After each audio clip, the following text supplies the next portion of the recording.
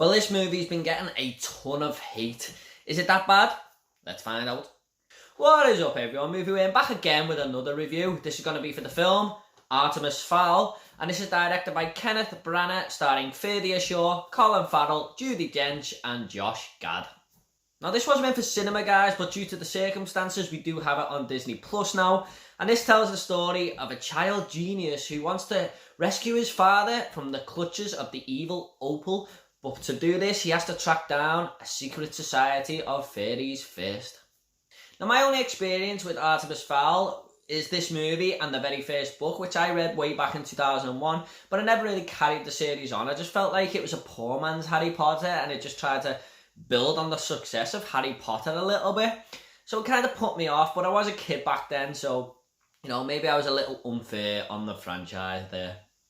Now, I tried to stay clear of reviews for this movie before I do my review. I don't like to look at reviews until I've done mine, but I had seen a lot of hate on certain movie groups and stuff, and I was expecting the worst, to be honest. There's some people really hammering this movie, but all in all, it's not as bad as what people are saying. There are some good moments in this film, but it does have some problems as well.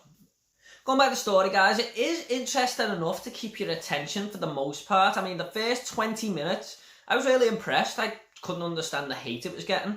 It then starts to slowly roll down the hill when everything kicks into place, to be honest. And, it doesn't help that most of the movie takes place in Artemis's house, a big chunk of the film, and it just felt a little bit samey there. This movie is also aimed towards a younger audience for sure. It kind of reminded me of Spy Kids, where the heroes are like 12-year-olds, what little kids can look up to around their age, if you get me.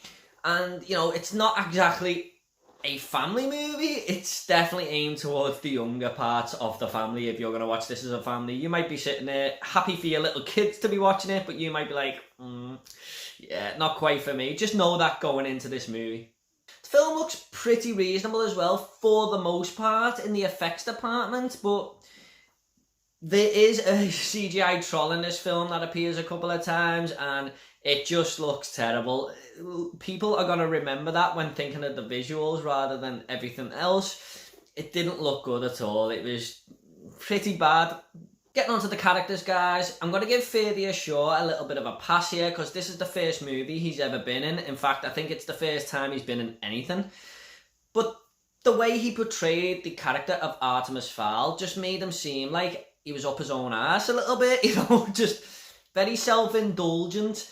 And I just couldn't quite connect with that character, which is a bit of a negative, guys, to be honest, when he's the main character of the movie, and, the movie's title is actually named after him. Josh Gad is also not bad in the movie, but he does narrate most of the film, which is kind of why his performance is a mixed bag for me. He's good in the acting department, but he's not exactly Morgan Freeman when it comes to narrating. His voice just grates on you a little bit, so it's kind of a mixed bag, his performance for me, I'm afraid. Also, talking of voices, I don't know what the hell is going on with Judi Dench's character's voice in this. It's like a very croaky accent she's putting on, and I just didn't get what she was trying to do. It was just so off-putting and stood out by a mile. Colin Farrell is by far the best actor in this movie with the best performance. And the only problem with that, guys, is he's probably in this film for about 10 minutes at most. He just wasn't hardly used, which is a shame to have someone like Colin Farrell on board and hardly use him. The villain Opal is also a major downside to this film. All I could think of when she kept appearing was the Power Rangers TV show. She seemed like a bad guy off that show. That's what she seemed like, with the over-the-top voice and the terrible costume design. She was a major downside to the film, I'm afraid.